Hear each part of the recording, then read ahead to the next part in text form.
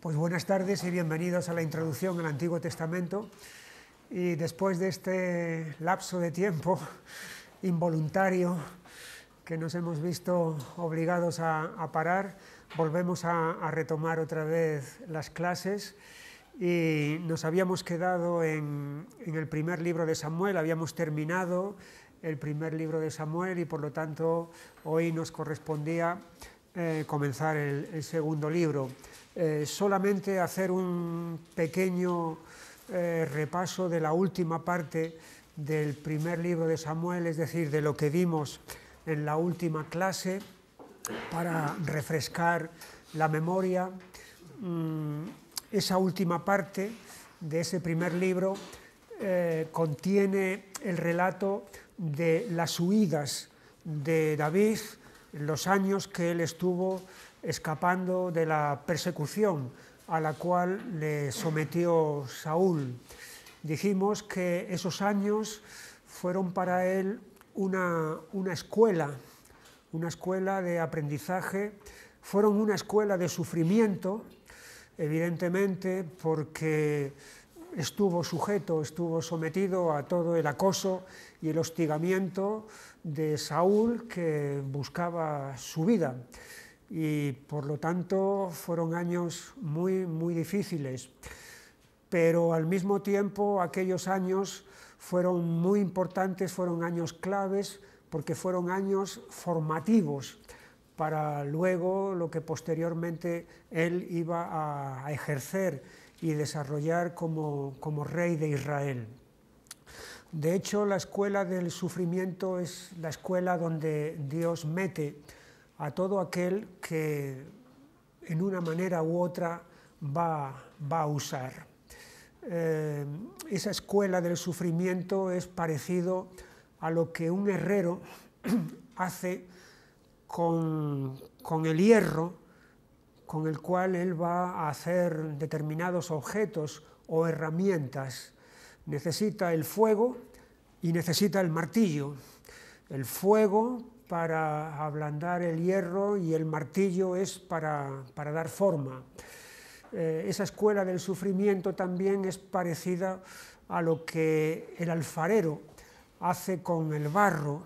Lo pone en el torno, el eje da vueltas y el alfarero entonces, con la presión de sus dedos, de sus manos, va a ir dando forma a la vasija que quiere hacer. Entonces, en ese sentido también es parecido a lo que ocurre con los metales preciosos, el oro o la plata, que son metidos en el crisol, y ahí es donde las altas temperaturas van a purificar a esos metales preciosos para eliminar y extirpar todo lo que es escoria, todo lo que no es realmente el metal. Y ya dijimos que había concretamente 8 salmos que registraban algunos de los incidentes durante esos años de huidas de David. Había unos encabezamientos que decíamos que normalmente en la versión que yo tengo, la Reina Valera del 60, están en letra muy pequeñita, ahí al principio del Salmo, y parece que eso no forma parte del Salmo, porque como están en letra pequeña, pues da la impresión de que no es importante. Pero eso induce a error, porque esos encabezamientos forman parte del texto también del Salmo.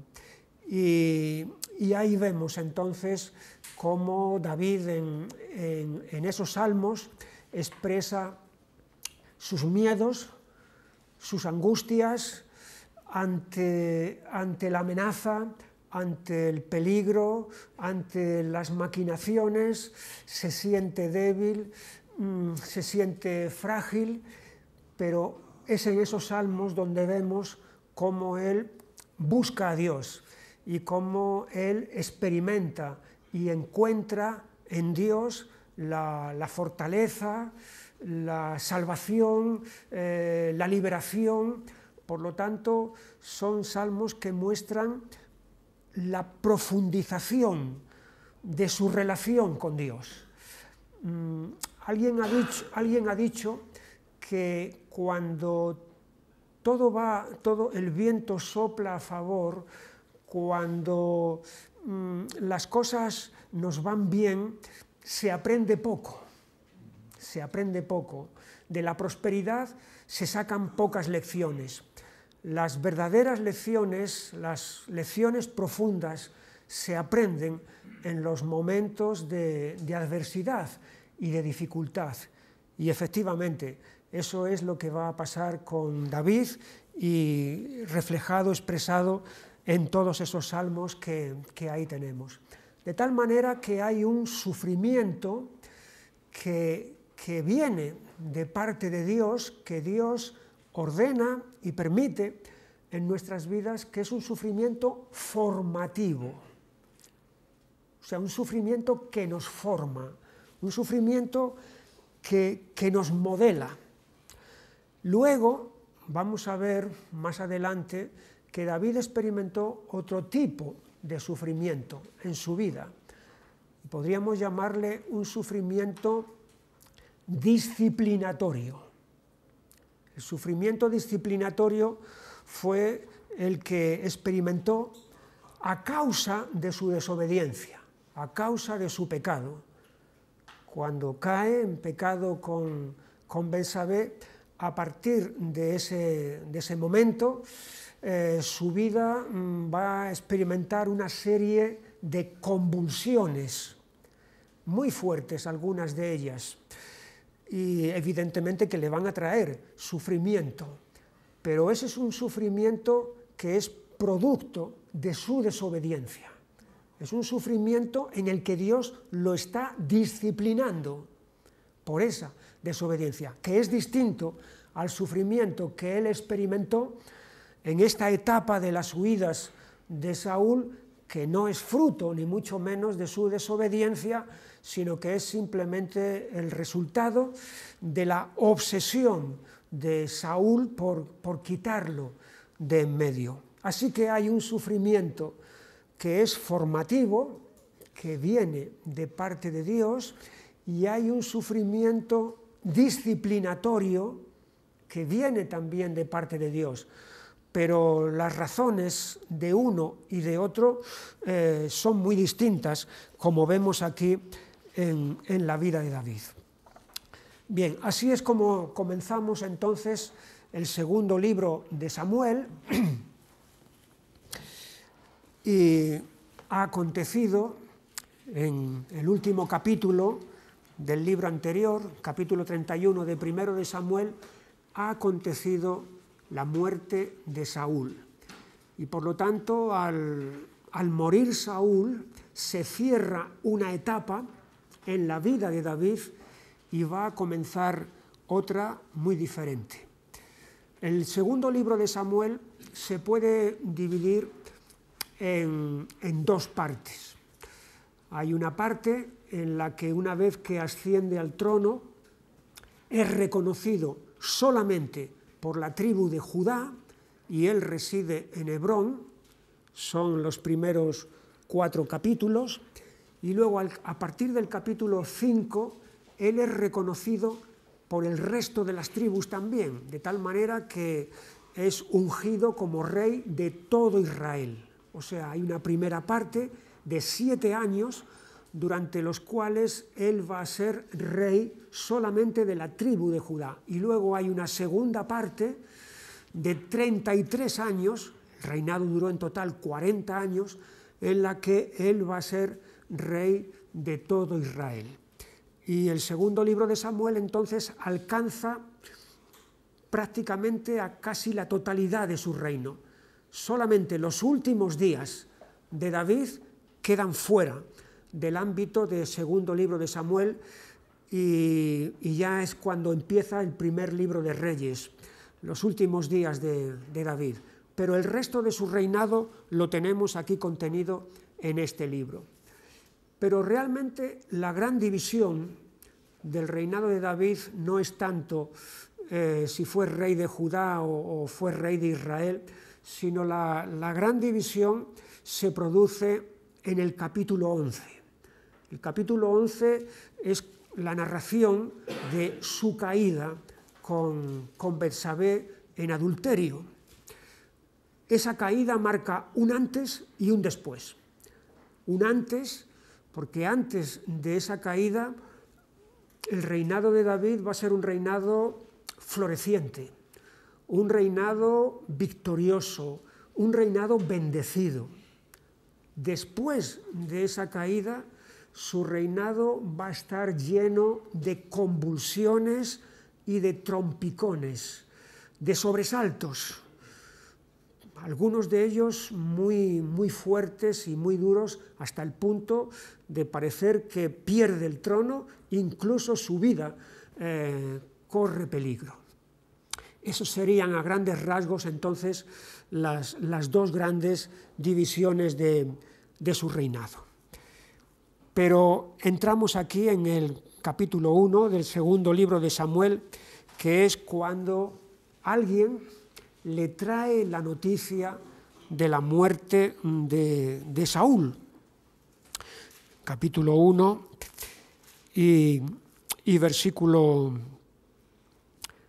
3, le preguntó David, ¿de dónde vienes? Y él respondió, me he escapado del campamento de Israel. David le dijo, ¿qué ha acontecido? Te ruego que me lo digas. Y él respondió, el pueblo huyó de la batalla y también muchos del pueblo cayeron y son muertos. También Saúl y Jonatán, su hijo, murieron. Aquí es como David se entera de la noticia de que Saúl y Jonatán han caído en la batalla. Y entonces cuando le sigue preguntando al que le trae la noticia, entonces el que le trae la noticia le da unos detalles de cómo fue la muerte de Saúl. Y le dice en el versículo 6, el joven que le daba las nuevas respondió, casualmente vine al monte de Gilboa y allí a Saúl que se apoyaba sobre su lanza y venían tras él carros y gente de a caballo. Y mirándole hacia atrás me vio y me llamó y yo dije, heme aquí. Y me preguntó, ¿quién eres tú? Y yo le respondí, soy amalecita.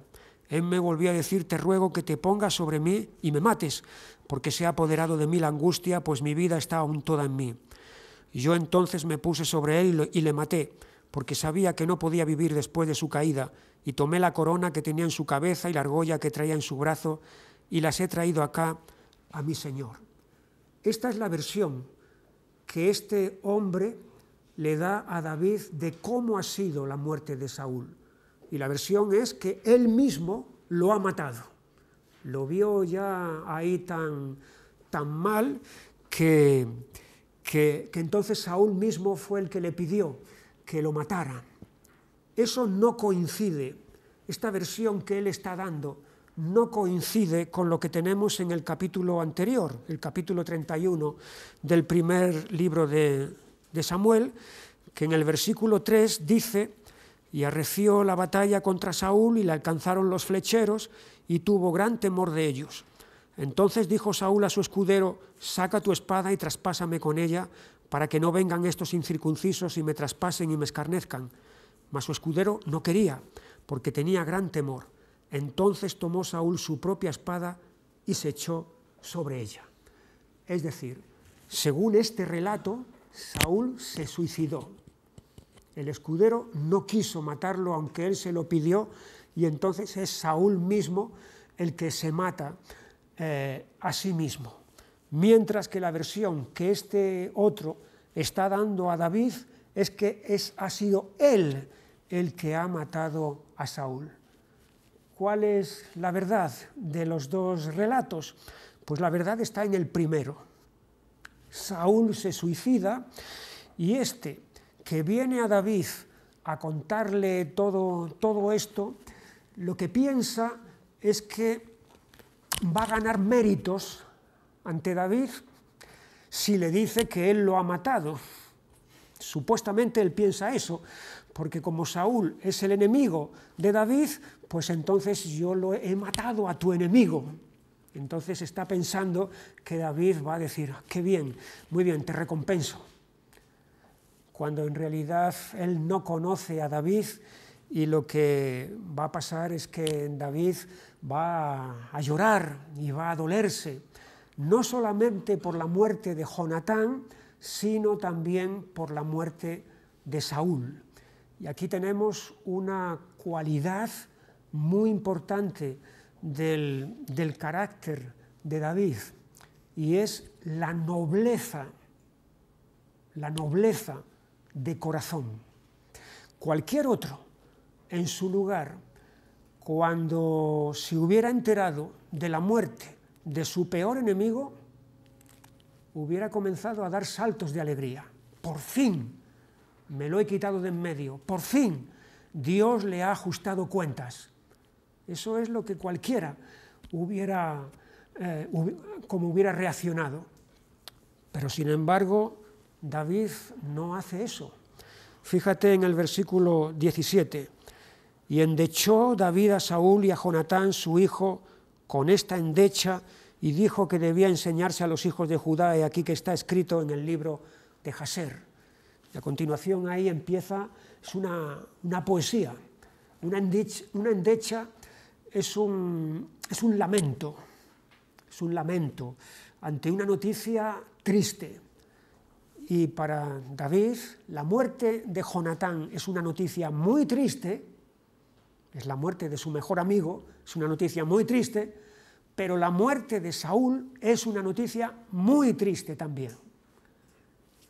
Y ahí está esta composición entonces que él hace.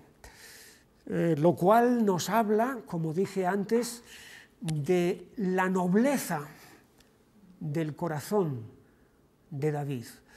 Aquí casi estamos ya en los umbrales del Nuevo Testamento. Aquí estamos ya casi en los umbrales del Sermón del Monte. En el Sermón del Monte Jesús nos enseña a amar a nuestros enemigos, ¿verdad? A amar a nuestros enemigos. Aquí estamos en el Antiguo Testamento. Y sin embargo, David está aquí manifestando un espíritu que se acerca al del Nuevo Testamento, a lo que Jesús enseña en el Sermón del Monte. Y lejos de alegrarse por lo que le ha pasado a Saúl, él está manifestando aquí el llanto.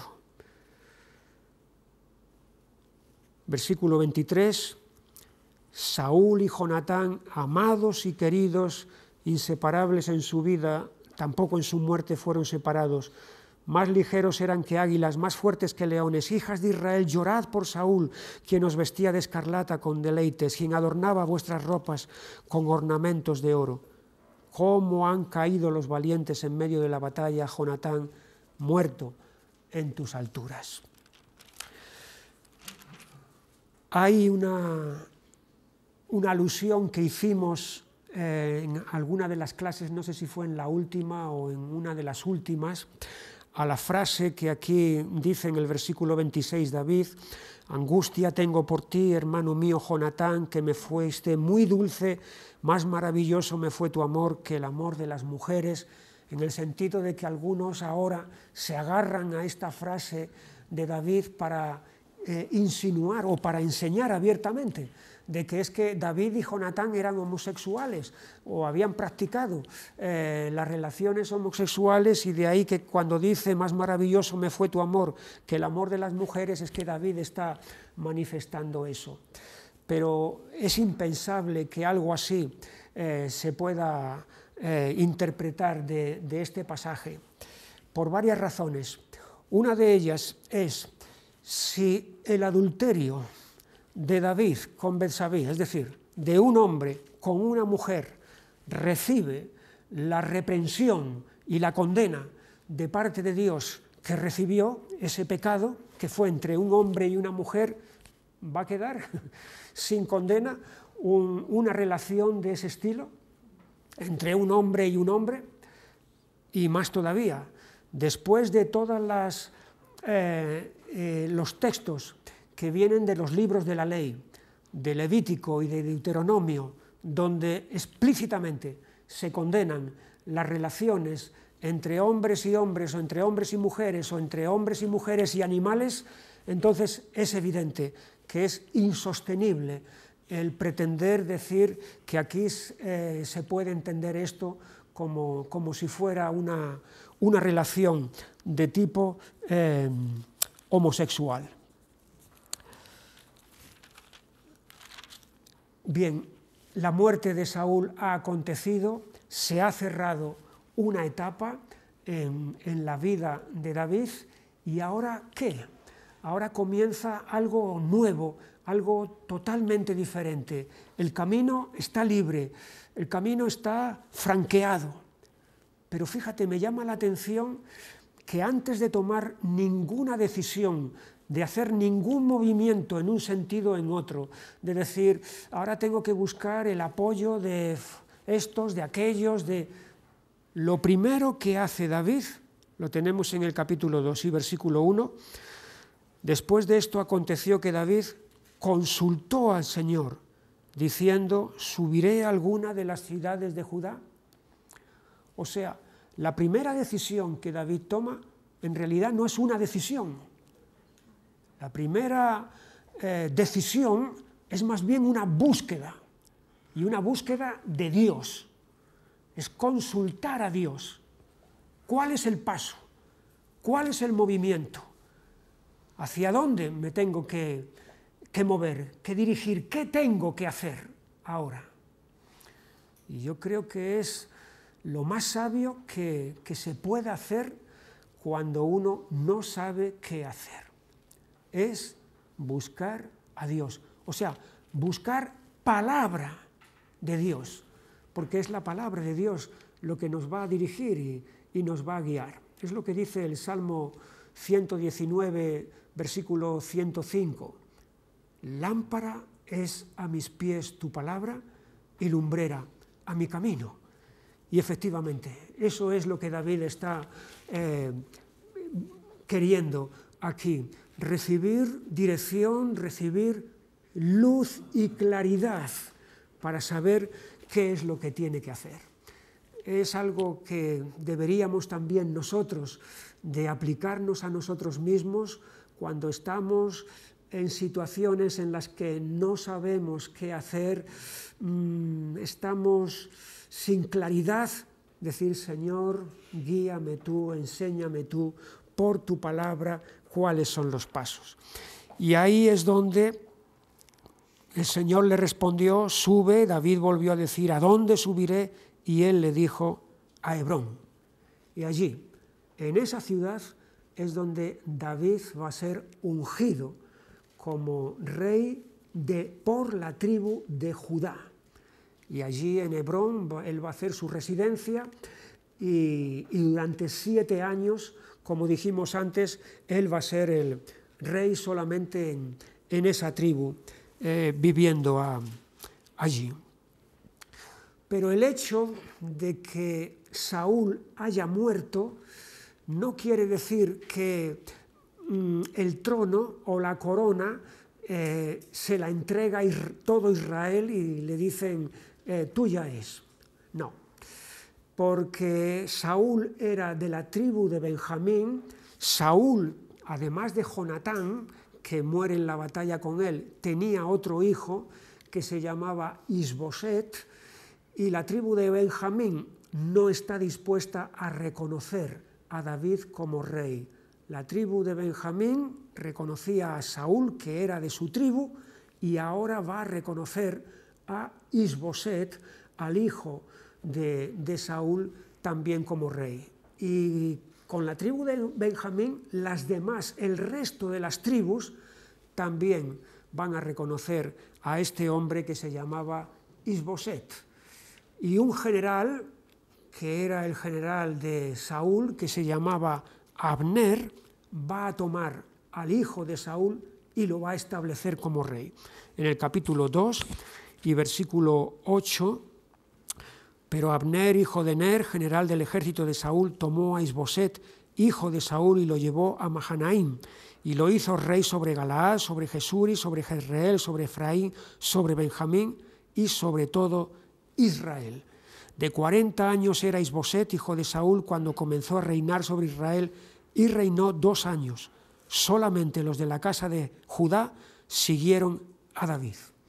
Y aquí es donde se va a entablar entonces una contienda, una guerra entre los partidarios de David y los partidarios de Is-Boset.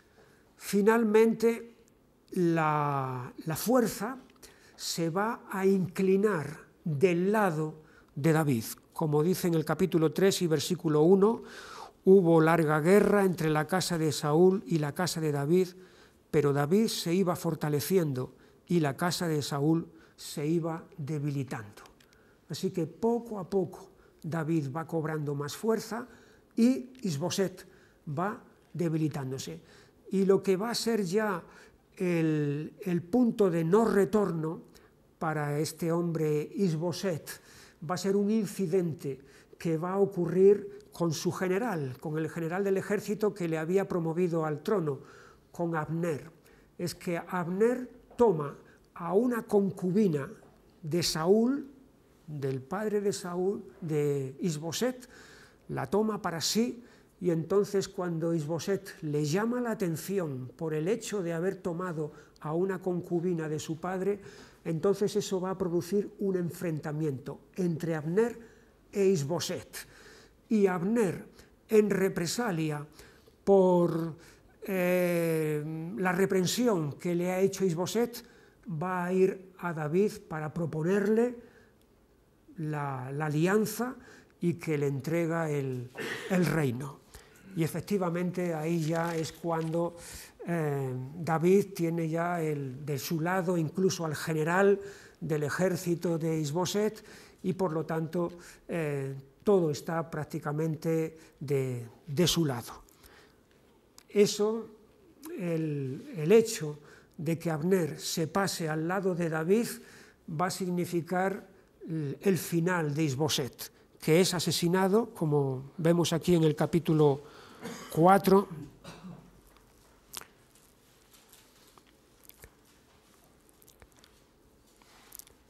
Y versículo 5, los hijos pues de Rimón, Beerotita, Recab y Baana fueron y entraron en el mayor calor del día en casa de Is-Boset, el cual estaba durmiendo la siesta en su cámara, y aquí la portera de la casa había estado limpiando trigo, pero se durmió, y fue así como Recab y Baana, su hermano, se introdujeron en la casa.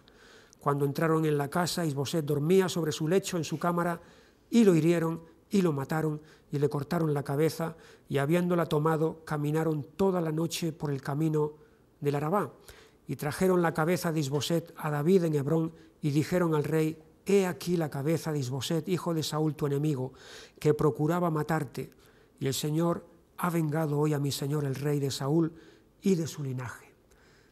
Y ellos, con esta muerte alevosa, traidora, lo han matado en la cama mientras estaba durmiendo, y ahora le llevan la cabeza a David, pensando que David va a decir: buen trabajo, os voy a recompensar, pensando que lo mismo que la malecita aquel que le dijo la noticia de que él mismo había matado a Saúl. La reacción de David va a ser, versículo 9, David respondió a Recab y a su hermano Baana, hijos de Rimón, Beerotita, y les dijo: vive el Señor que ha redimido mi alma de toda angustia, que cuando uno me dio nuevas diciendo: he aquí Saúl ha muerto, imaginándose que traía buenas nuevas, yo lo prendí y le maté en Siclad en pago de la nueva, cuánto más a los malos hombres que mataron a un hombre justo en su casa y sobre su cama. Ahora pues, ¿no he de demandar yo su sangre de vuestras manos y quitaros de la tierra? Y ordena matarlos. Entonces, aquí tenemos lo que podríamos denominar el código de honor militar de David. A un hombre no se le puede matar a traición, a un hombre no se le puede matar de una manera. Hay guerra, sí, pero es siempre frente a frente, es siempre con armas, es siempre de esa manera clara, pero no por detrás, no por la espalda. Entonces es aquí el código como digo, el código de honor. Lo mismo va a pasar con el general Abner, el que se pasó al lado de David, que Joab, el general de David, lo va a matar también a traición. En el capítulo 3,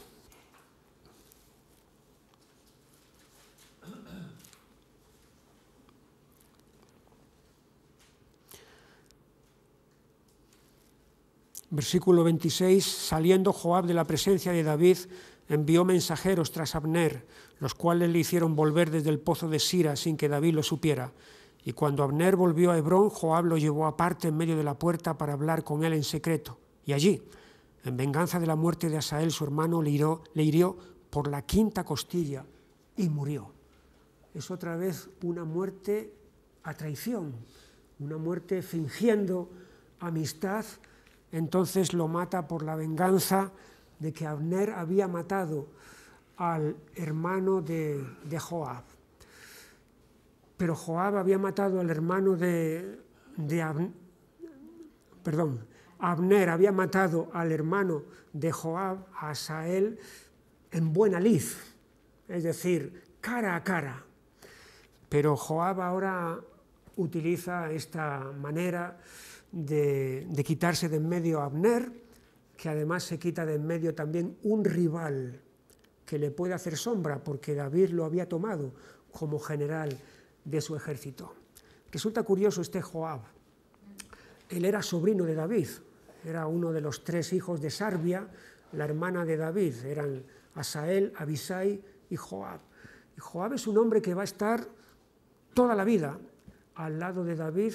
Solamente en la última etapa de David es cuando le abandona y se pone del lado de Adonías, el hijo de rebelde de David, que se levanta para coger el trono. Y eso va a ser la ocasión que Salomón va a aprovechar para quitar de en medio a Joab. Pero Joab es un hombre valiente, es un soldado que va delante del ejército. De hecho, él va a ser el primero que, cuando David dé la orden de atacar a Jerusalén, él va a ser el primero que va a entrar en la ciudad. Es un hombre valiente, pero al mismo tiempo también es un hombre vengativo e implacable con sus enemigos. Mata a Abner, lo mata a traición, va a matar también a Amasa, otro a quien David va a nombrar general, y como a Joab ve que le puede hacer sombra, lo va a matar también a traición, y va a matar al hijo de David, a Absalón, cuando David había dado órdenes de que respetaran la vida de Absalón. Sin embargo, Joab no va a hacer caso de la orden del rey y lo va a matar. Así que es un hombre de guerra, pero al mismo tiempo con todos estos bajos instintos, muy diferente a los principios por los cuales David se está moviendo.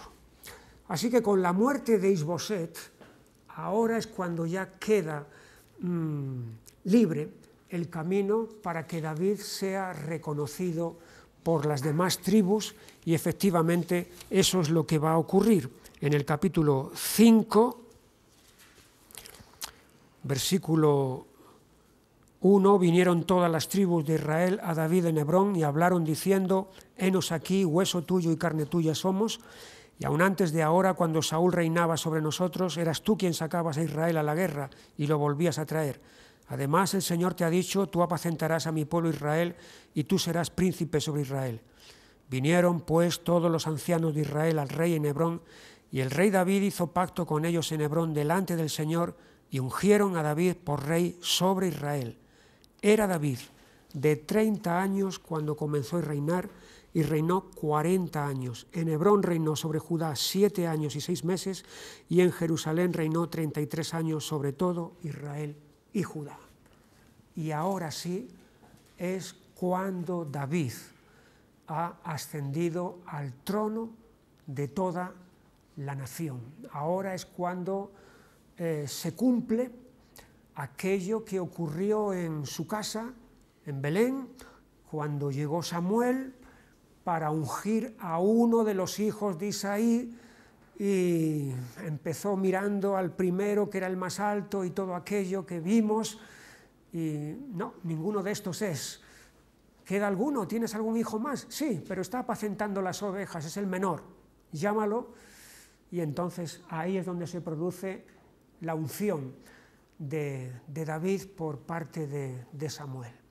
Pero fijaros la cantidad de años que han pasado hasta que David por fin ha ascendido al trono de Israel. No ha sido una cosa de 24 horas, ni tampoco de una semana ni de un año, sino que han sido bastantes años y bastantes pruebas y dificultades y sufrimientos por los que él ha tenido que pasar. Y ahora, una vez instalado en el reino, la primera decisión que David toma es la conquista de la fortaleza de Sión, que estaba en Jerusalén. Sión es uno de los montes que hay en Jerusalén.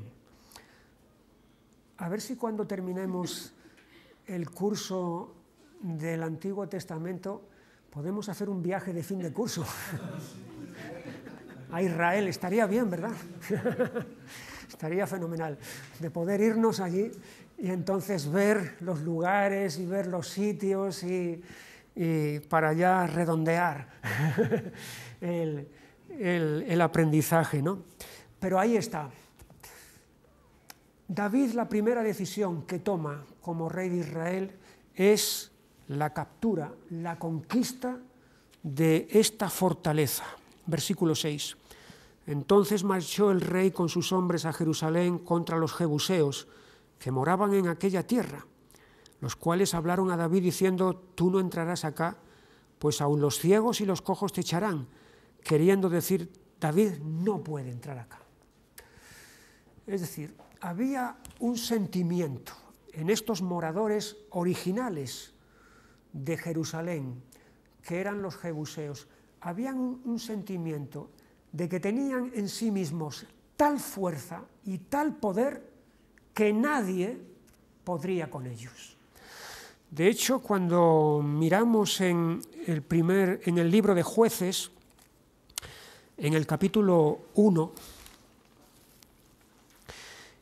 y versículo 21, vemos un detalle interesante aquí. Dice: mas al jebuseo que habitaba en Jerusalén no lo arrojaron los hijos de Benjamín, y el jebuseo habitó con los hijos de Benjamín en Jerusalén hasta hoy. O sea, hasta el momento en el que el historiador está escribiendo este libro, todavía siguen viviendo allí. No han podido arrojarlo. Los jebuseos han resistido todos los ataques, todos los intentos de conquista, y no ha habido quien los mueva, quien los saque de allí. Y aquí es donde viene entonces ahora el intento de David de capturar esta fortaleza. Y los jebuseos están tan convencidos de que David no va a poder hacer nada, lo mismo que no pudieron hacer nada los anteriores, que hasta le están diciendo: hasta los ciegos y los cojos te echan de aquí. O sea, los que no tienen ninguna capacidad ni ninguna fuerza son suficientes para derrotarte, cuanto más los que estamos sanos. Y ahí es donde David va a atacar a esta fortaleza y la va a tomar y va a tener la victoria. Versículo 7. Pero David tomó la fortaleza de Sión, la cual es la ciudad de David. Y dijo David aquel día: todo el que hiera a los jebuseos suba por el canal y hiera a los cojos y ciegos aborrecidos del alma de David. Por esto se dijo: ciego ni cojo no entrará en la casa. Y David moró en la fortaleza y le puso por nombre la ciudad de David, y edificó alrededor desde Milo hacia adentro. Aquí, en este versículo 7, aparece por primera vez en el Antiguo Testamento la palabra Sión. David tomó la fortaleza de Sión, la cual es la ciudad de David. A partir de este momento, Sión va a llenar, la mención a Sión va a llenar las páginas de la Biblia, especialmente del Antiguo Testamento. porque Sión se va a convertir en la representación, en el símbolo de la nación.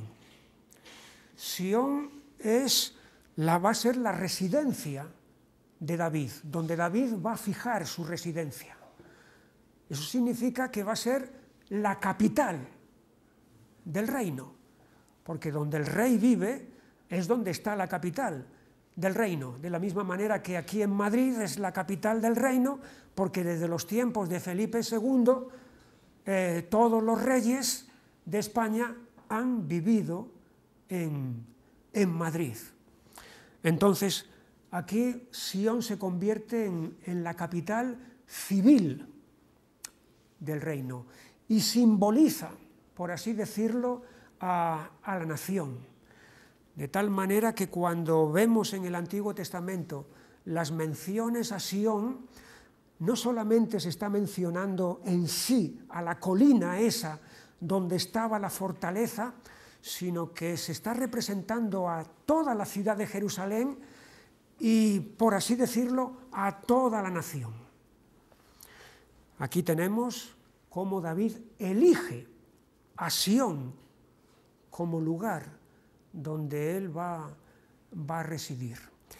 Y es interesante el cambio que se produce en Sión, de ser un centro de resistencia al pueblo de Dios, de ser un centro de resistencia a la voluntad de Dios, se va a convertir en el centro desde donde los planes de Dios se van a llevar a cabo. Es decir, Sión simboliza la conversión, la transformación que Dios realiza de las cosas, de algo que ha sido un instrumento del enemigo. Aquí no entras, de aquí no pasas, esto es mío, a algo que pasa a las manos de Dios y se convierte en el centro desde el cual Dios va a establecer sus propósitos y sus planes. En ese sentido, Sión representa a lo que Dios ha hecho con cualquiera que ha estado perdido, hundido en el pecado. Ha sido un instrumento del pecado, del diablo. Y el Evangelio ha traído salvación, el Evangelio ha traído vida y liberación.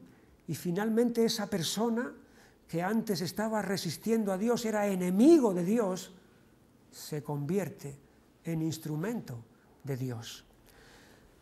Hay algunos momentos clave en la existencia de Sión. El primero es este, que es la elección, pero por ejemplo si vamos al Salmo 48,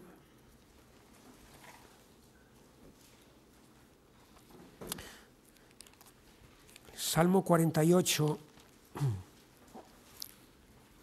dice en el versículo 1: grande es el Señor y digno de ser en gran manera alabado, en la ciudad de nuestro Dios, en su monte santo. Hermosa provincia, el gozo de toda la tierra, es el monte de Sión, a los lados del norte, la ciudad del gran rey. Aquí se está cantando a Sión, a lo que en su día fue un baluarte de resistencia del enemigo, ahora mismo es una hermosa provincia, el gozo de toda la tierra, el monte de Sión, la ciudad del gran rey.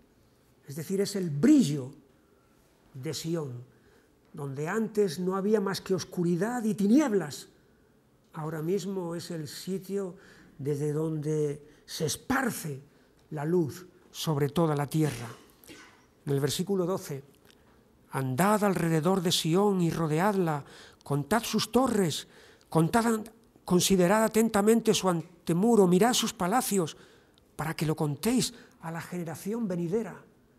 Se está invitando aquí al pueblo de Dios a que contemple esta ciudad, que no es una ciudad cualquiera, se ha transformado en la ciudad de Dios. una ciudad que ha sido elegida por David, es una ciudad que aquí está manifestando el brillo, y es un brillo que viene de lo alto, es un brillo que viene de Dios. Pero también vemos la caída de Sión, el pecado de Sión. Cuando vamos al libro de Lamentaciones, en el capítulo 2, el libro de Lamentaciones es una endecha. Lo mismo que David escribió aquella endecha por la muerte de Jonatán y de Saúl, el libro de Lamentaciones es una endecha, es decir, es un lamento, lamentaciones. Las lamentaciones que escribió Jeremías por la caída de Jerusalén, por la caída de Sión. Capítulo 2 y versículo 1. Cómo oscureció el Señor en su furor a la hija de Sión. Derribó del cielo a la tierra la hermosura de Israel y no se acordó del estrado de sus pies en el día de su furor. Esa misma Sión del Salmo 48. Está ahí el gozo de toda la tierra. Considerad atentamente sus muros y sus antemuros, deleitaros en ella. Esta Sión, a causa de su desobediencia reiterada, de su idolatría y de su pecado, ha caído hasta ser oscurecida, hasta ser derribada del cielo a la tierra. ¿Queda así esto para siempre? ¿Queda Sión en este estado para siempre? No, porque Dios viene para rescatar de esa caída a Sión. Y así tenemos en el Salmo 102 y versículo 13.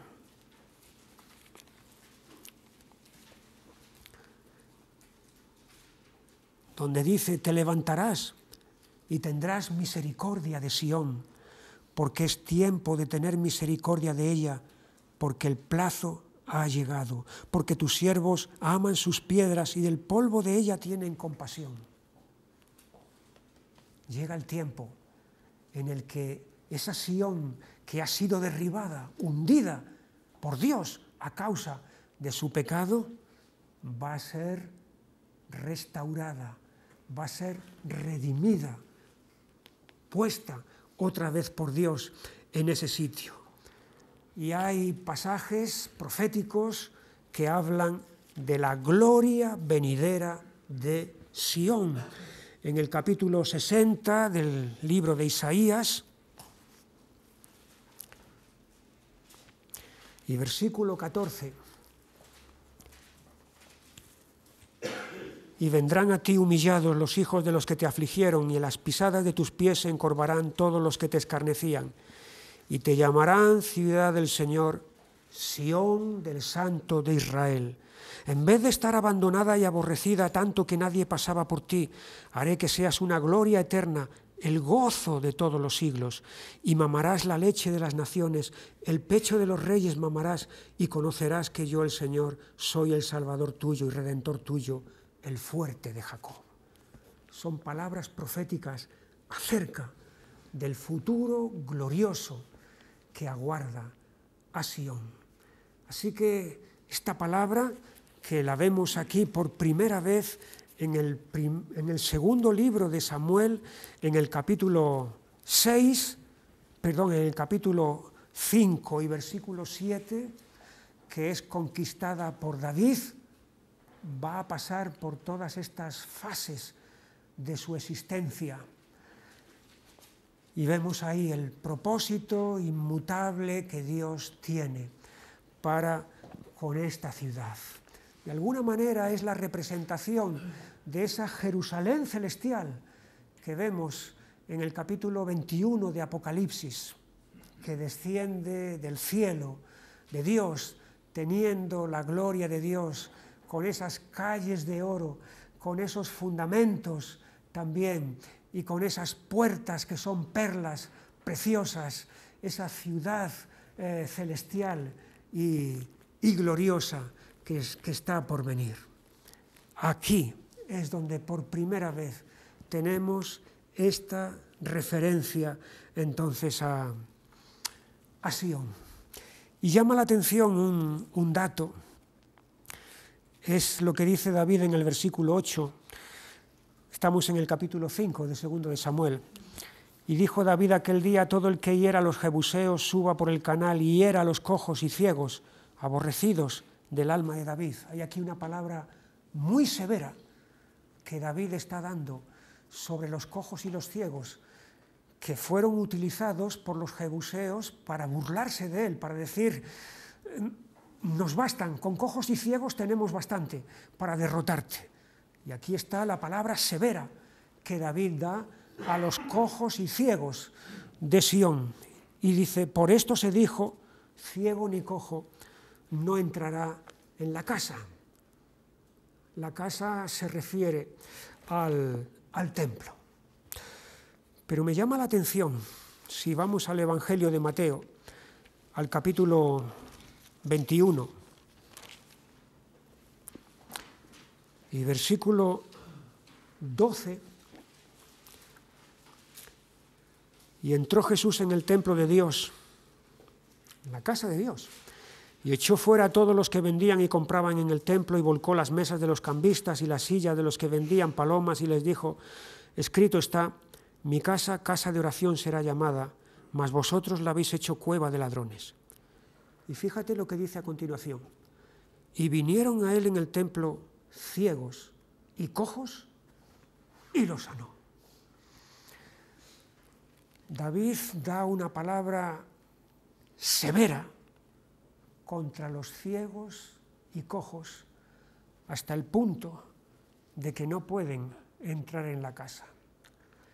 Pero el hijo de David, el hijo con mayúscula de David, no da una palabra severa sobre los ciegos y cojos, sino que muestra toda su compasión y su misericordia allí mismo en la casa, donde antes les estaba vedada la entrada. Es allí mismo donde el hijo de David está sanándolos a ellos. Qué diferencia entre David y el hijo de David. Una diferencia abismal. A pesar de que David hemos visto todas las cualidades admirables que tenía, sin embargo aquí tenemos al hijo de David que le supera infinitamente. Después de la toma de Sión, entonces se va a producir el avance que es incontenible de David. Como dice en este capítulo 5 y versículo 10, David iba adelantando y engrandeciéndose, y el Señor Dios de los ejércitos estaba con él. Hay un progreso, hay un avance, hay un ir de menos a más. Una señal de que no solamente Dios le está respaldando, sino que otros de fuera también se dan cuenta de que este hombre ha sido escogido. Lo tenemos en el rey de Tiro, Hiram, versículo 11, también Hiram, rey de Tiro, envió embajadores a David y madera de cedro y carpinteros y canteros para los muros, los cuales edificaron la casa de David.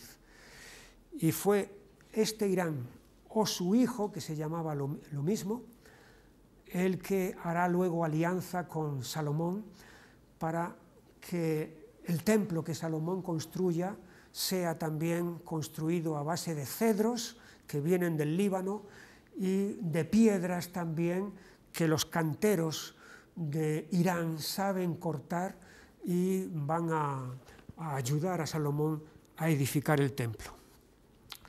Pero esto no quiere decir que David ya se ha quedado sin enemigos, sino que los viejos enemigos, que son los filisteos, vuelven aquí a resurgir. En el versículo 17, oyendo los filisteos que David había sido ungido por rey sobre Israel, subieron todos los filisteos para buscar a David, y cuando David lo oyó, descendió a la fortaleza.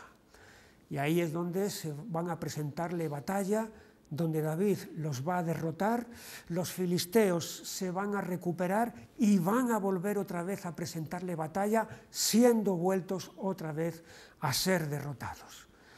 de tal manera que los viejos enemigos de Israel vuelven a levantar cabeza, pero David los va a derrotar. Hay, por lo tanto, un avance militar incontenible aquí en el empuje de David. Llama la atención que la primera decisión que él toma después de la conquista de Sión va a ser el traslado del arca. El traslado del arca a Jerusalén. El arca estaba en Kiriat Jearim, había estado muchos años allí. Nos acordamos de que en el primer libro de Samuel, en el capítulo 5, los filisteos en el 4 los filisteos habían capturado el arca, y en el capítulo 5, ante las plagas que el arca había desatado en sus ciudades, los filisteos dijeron: vamos a quitarnos de en medio el arca de Israel. Y entonces fue cuando los bueyes aquellos la llevaron hasta Bet-Semes, y allí fue donde se produjo lo que aquellos hicieron de mirar dentro del arca, la mortandad, y entonces dijeron: ¿a dónde llevamos el arca? Y se la llevaron a Kiriat Jearim, y en esa ciudad estuvo todo el tiempo de Samuel, todo el tiempo del reinado de Saúl hasta ahora, ha estado allí. Y la primera decisión importante que David toma es la de trasladar el arca de Kiriat Jearim a Jerusalén, de tal manera que Jerusalén se va a convertir, al estar el arca allí, no solamente en la capital civil, porque David reside en ella, sino que va a ser también la capital espiritual, porque el arca y luego posteriormente el templo van a estar en ella.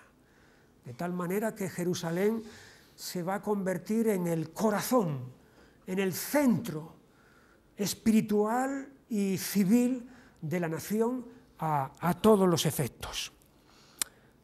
Aquí en el capítulo 6 tenemos el relato de este traslado del arca. Es el relato de una comitiva devota y negligente, las dos cosas a la vez. Hay una mezcla de devoción y de negligencia en este traslado, en esta comitiva. La devoción se aprecia en el hecho del traslado mismo y del acompañamiento que hubo. Versículo 5, estamos en el capítulo 6, versículo 5, y David y toda la casa de Israel danzaban delante del Señor con toda clase de instrumentos de madera de haya, con arpas, salterios, panderos, flautas y címbalos. Era una ocasión gozosa, una ocasión jubilosa que merecía realmente toda esta alegría y todo este fervor, toda esta devoción. Es interesante que la primera decisión que David toma una vez establecido allí en Jerusalén es el traslado del arca. Es decir, la primera decisión es: Señor, son tus cosas lo que verdaderamente importa. Eres tú lo que verdaderamente importa. Aquí vemos el lugar central que Dios tenía en el corazón de David. David podía haber tomado otras decisiones importantes, decisiones militares, decisiones políticas, decisiones de un tipo o de otro, sociales, económicas, etc. Pero no. La primera gran decisión que toma es esto del traslado del arca, lo cual indica cómo este hombre tenía un corazón centrado en Dios, un corazón para Dios verdaderamente. Y aquí está esta ocasión gozosa. Pero al lado de este fervor que estábamos diciendo antes, se está cometiendo una negligencia y una negligencia profana, además. Versículo 3. Pusieron el arca de Dios sobre un carro nuevo. ¿Nos suena esto de algo? Nos suena de que efectivamente es lo que los filisteos hicieron cuando quisieron quitarse de en medio el arca. Es que la pusieron en un carro nuevo, tirado, en el caso de los filisteos por vacas, y aquí en este caso tirado por bueyes. Pero los filisteos tienen una excusa, tenían una excusa, porque eran ignorantes. Pero Israel no tiene excusa, David no tiene excusa de poner el arca sobre un carro nuevo tirado por bueyes, porque hay estipulaciones muy claras de que el arca de Dios debe ser transportada por los levitas, que eran los que estaban escogidos para tal menester.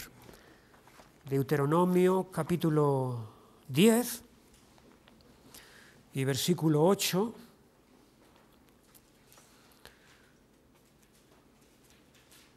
En aquel tiempo apartó el Señor la tribu de Leví para que llevara el arca del pacto del Señor, para que estuviese delante del Señor para bendecirle y para bendecir en su nombre hasta hoy.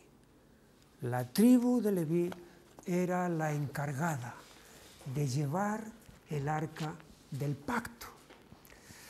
Sin embargo, aquí ellos se han inventado una manera y están incluso copiando, haciendo lo mismo que los paganos hicieron.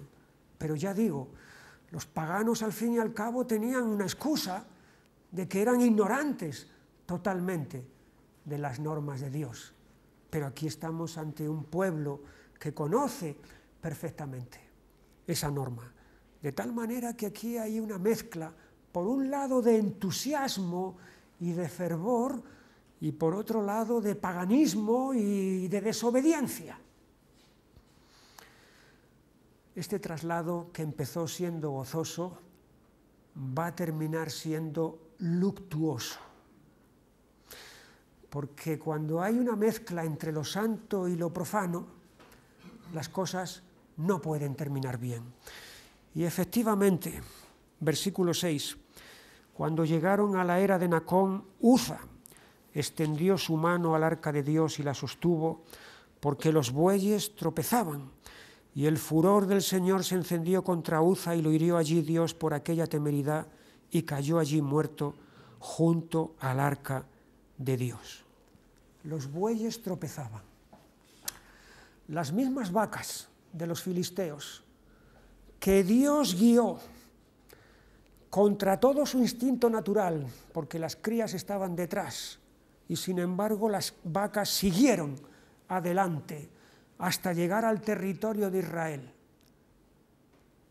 Esas mismas vacas que Dios guió, ahora estos bueyes, Dios los va a hacer tropezar a causa de esta mezcla de fervor con paganismo, de devoción con profanación, y entonces todo esto va a terminar mal.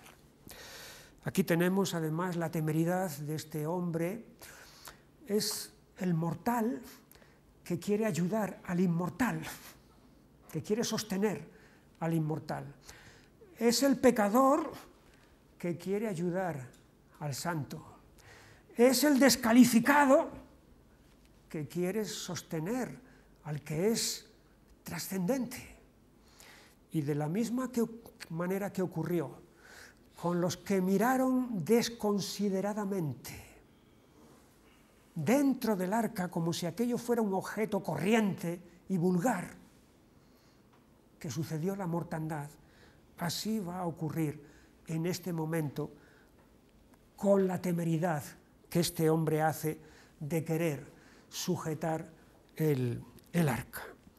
Y aquel día se trastocó, se cambió de gozo en luto. Lo que pasa es que David va a sacar una conclusión equivocada de todo esto. Versículo 9. Temiendo David al Señor aquel día dijo: ¿cómo ha de venir a mí el arca del Señor? Es decir, es como si Dios estuviera airado contra todo y contra todos, cuando en realidad está airado contra algo concreto y específico que se ha hecho mal. Pero de ahí no hay que sacar la conclusión de que Dios está enojado de por sí contra todo y contra todos.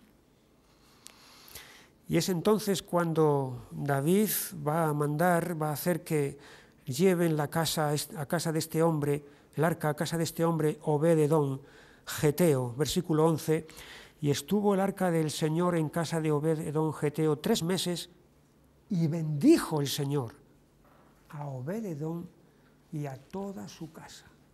Fíjate, la presencia de Dios para unos fue de muerte, y la presencia de Dios, la misma presencia de Dios, para otros fue de bendición y de vida. Una presencia de Dios para muerte para el profano y una presencia de Dios para bendición para aquel que acoge en su casa esa presencia. Obed-edom era un levita. Cuando luego lleguemos a Crónicas, vamos a ver que entre los levitas, porteros y cantores que había en el templo, él está allí. Es levita, es alguien consagrado, es alguien santificado, precisamente para estar cerca del arca. Y por lo tanto, la bendición de Dios está ahí. Muerte para unos, vida para otros. Me llama la atención lo que dice el apóstol Pablo en la segunda carta a los Corintios, en el capítulo 2 y versículo 15, porque para Dios somos grato olor de Cristo en los que se salvan y en los que se pierden. A estos ciertamente olor de muerte para muerte, y a aquellos olor de vida para vida. Fíjate, la misma persona, el apóstol Pablo, lo que él representa, el mensaje que él tiene, el evangelio, la palabra de Dios que él tiene, para unos es muerte y para otros es vida. Y sigue ocurriendo lo mismo hoy en día. Cada vez que se predica la palabra del Señor, esa misma palabra, para unos es para muerte, aquellos que la resisten, que la rechazan, y para otros es vida, aquellos que la aceptan, la creen y la reciben. Es la lección que tenemos allí, en este traslado del arca.